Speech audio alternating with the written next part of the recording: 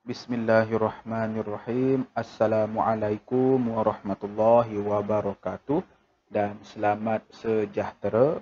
Alhamdulillah dapat kita bertemu lagi untuk teruskan sesi pembelajaran kita untuk kali yang keberapa entah. Dah banyak kali dah kita belajar secara dalam talian begini. Kali ini kita masuk unit 29.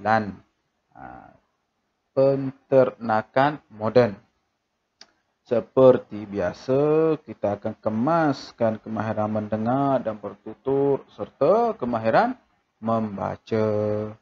Seperti yang telah saya nyatakan pada sesi-sesi pembelajaran yang lepas.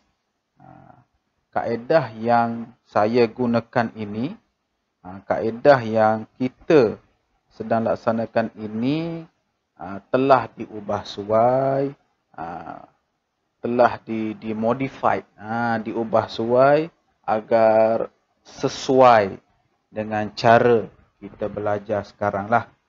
Untuk kita ikut buku teks satu-satu, untuk kita betul-betul nak ikut buku teks, sukarlah.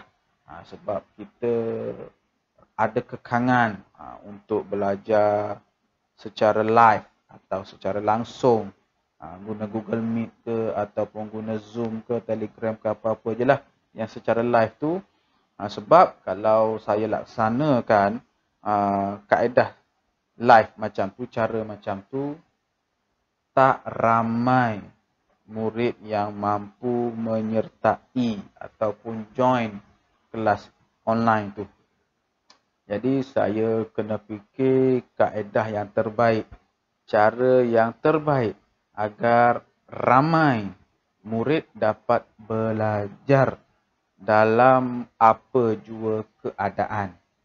Jadi disebabkan itulah setiap kemahiran-kemahiran dalam buku teks ini saya perlu ubah suai agar sesuai dengan kaedah yang kita gunakan sekarang. Walaupun kemahiran mendengar bertutur, kemahiran membaca, tapi kebanyakan video yang saya hasilkan telah diubah suai agar sesuai dengan keadaan semasa. Kalau ikut kemahiran mendengar bertutur ni, kita kena bersoal jawab.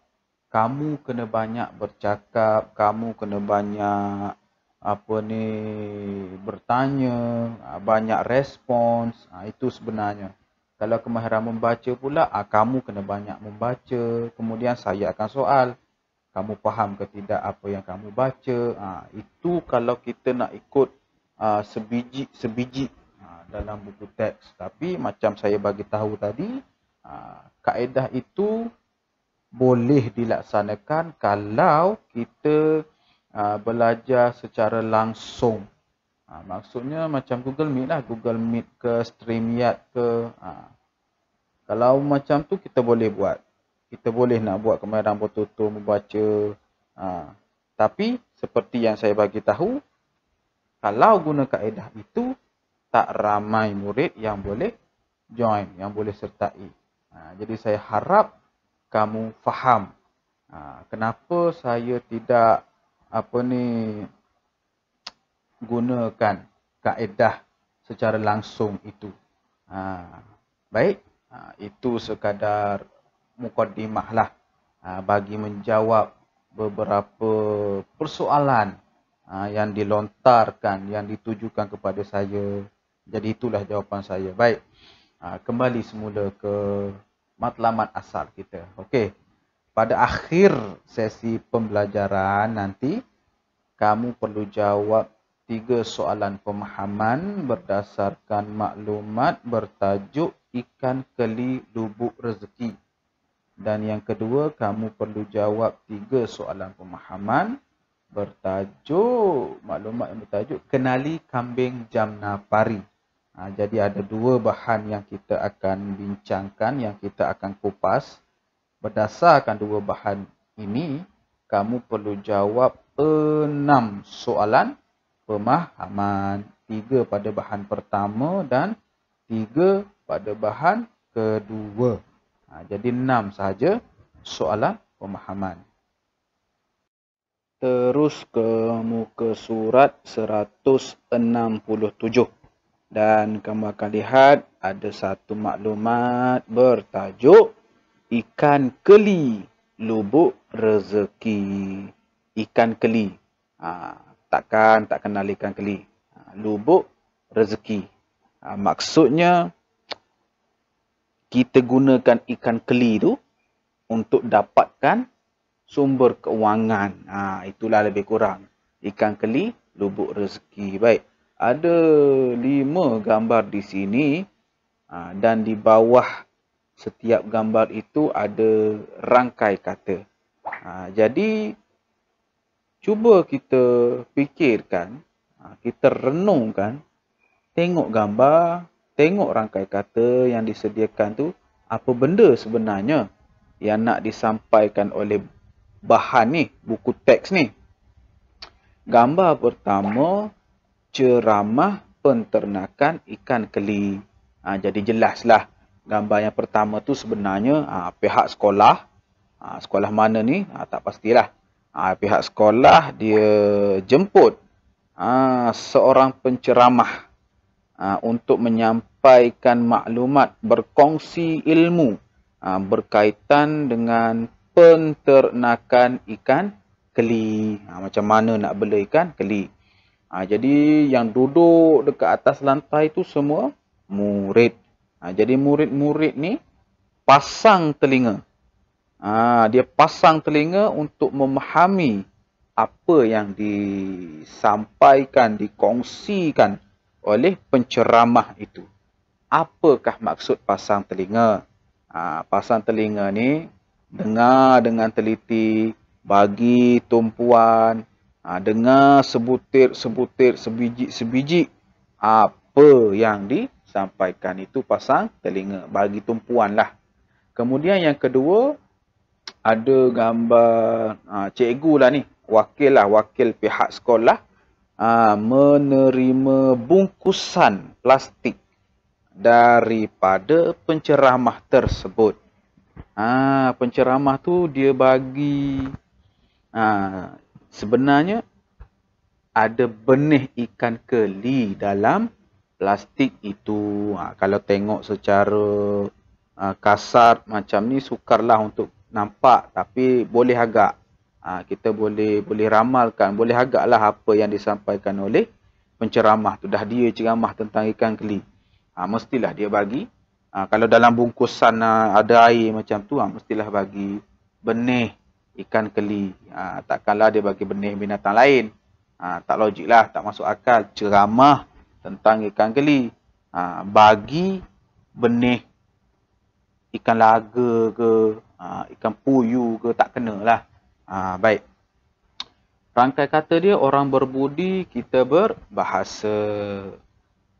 Baik, maksudnya di sini kita boleh simpulkan lah. Dah penceramah tu bagi sagu hati lah. Penceramah tu dia bagi macam bagi hadiah lah.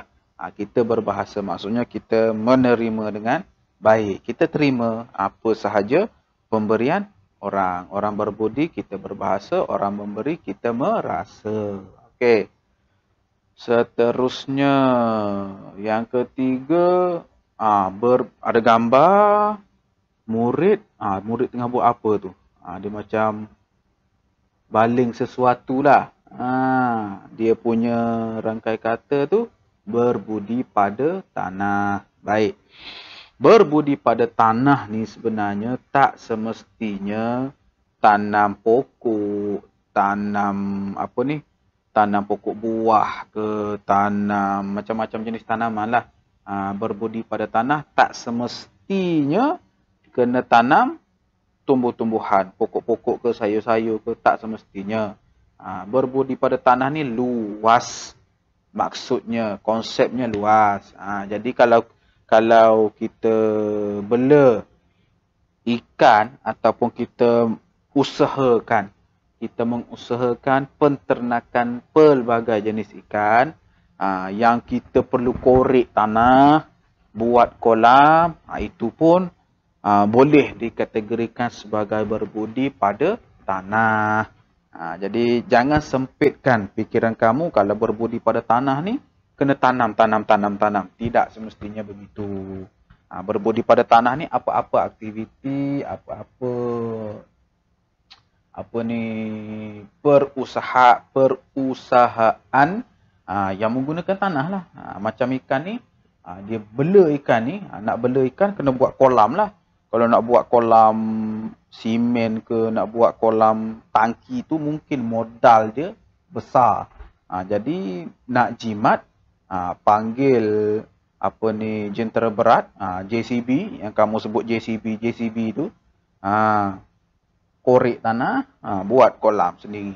Senang, mudah dan murah. Berbudi pada tanah. Baik.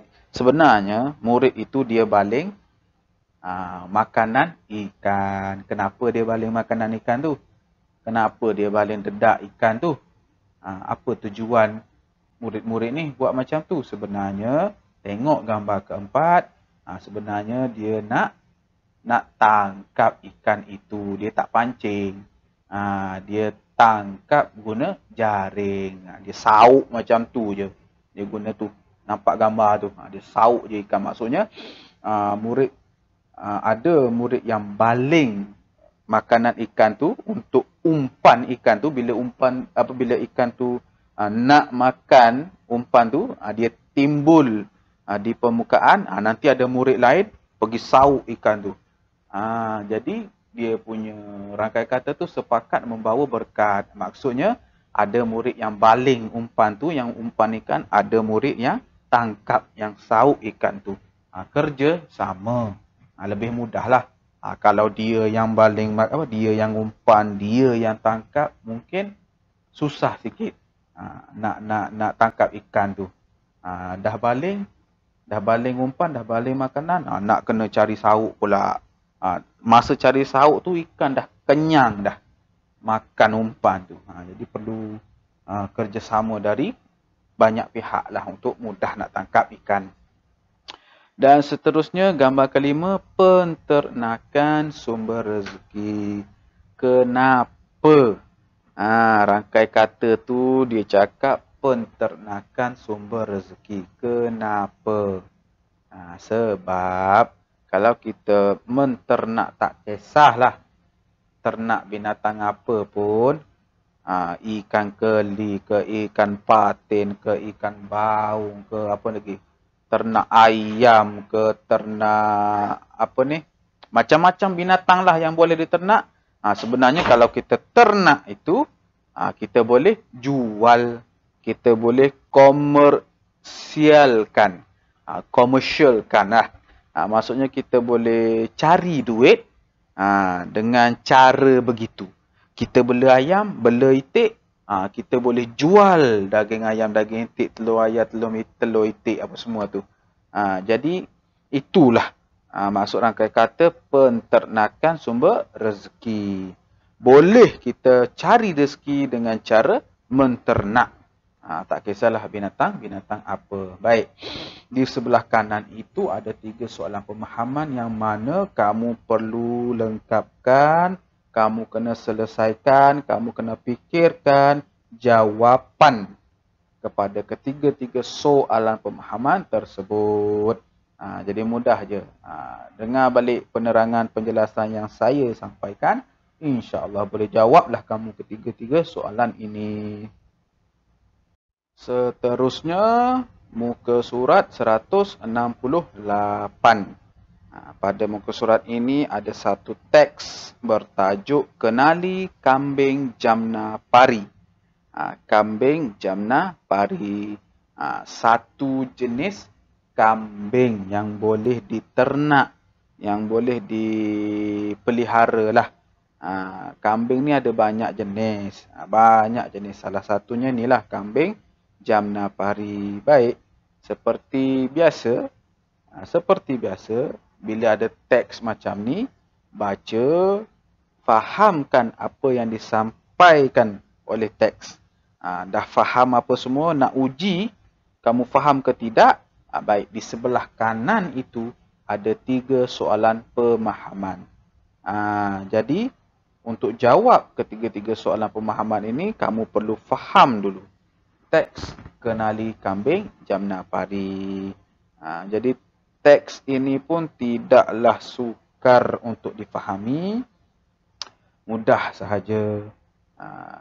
Kawan-kawan, sila dengar penerangan saya ini tentang perusahaan ternakan kambing Jamna Pari milik Datuk saya dengan rakan kongsinya, Datuk Ilyas. Kata Rajesh. Rajesh ni, dia nak cerita dekat kawan-kawan dia tentang bisnes, tentang perusahaan ternakan kambing Jamna Pari Datuk dia. Kambing Jamna Pari. Baik. Datuk saya pun ternak kambing Jamna Pari. Datuk mendapat benih kambing ini dari daerah Etawah di Uttar Pradesh, India. Jadi benih kambing Jamna Pari ini diambil dari India, negara India sana. Baka kambing ini antara baka kambing yang terbesar di India. Kambing Jamna Pari ini antara kambing yang bersaiz besar di India. Kemudian, apa lagi dia cakap? Berat kambing jantan boleh mencecah 44 kg. Manakala kambing betina 36 kg. Jadi ini sedikit maklumat yang saya bacakan untuk kamu. Selebihnya baca sendiri. Fahamkan sendiri. Kemudian jawab 3 soalan di sebelah kanan itu. Mudah sahaja. Untuk soalan ketiga, apakah maksud sistem feedlot? Sistem feedlot. Baik, sistem feedlot ni ada pada perenggan terakhir. Perenggan terakhir teks ini. Tengok kejap. Kini, datuk saya dan rakannya bercadang untuk mengembangkan perusahaan tersebut dengan menggunakan sistem feedlot. Mereka juga merancang untuk mengeluarkan produk sampingan yang berasaskan kambing Jamna Pari. Baik. Nak kembangkan bisnes penternakan kambing ni dengan menggunakan sistem feedlot. Sistem feedlot itu apa? Kamu cari sendiri maklumat dalam internet.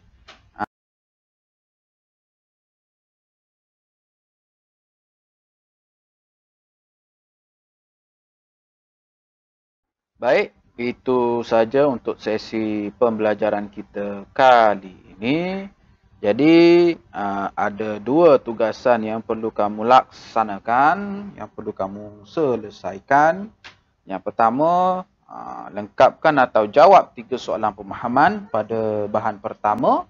Dan yang kedua, jawab 3 juga soalan pemahaman pada bahan kedua. Jadi 3 tambah 3, 6. 6 sahaja soalan pemahaman yang perlu kamu selesaikan. Tak banyak, sikit sahaja. Jadi saya harap kamu boleh selesaikan, boleh lengkapkan.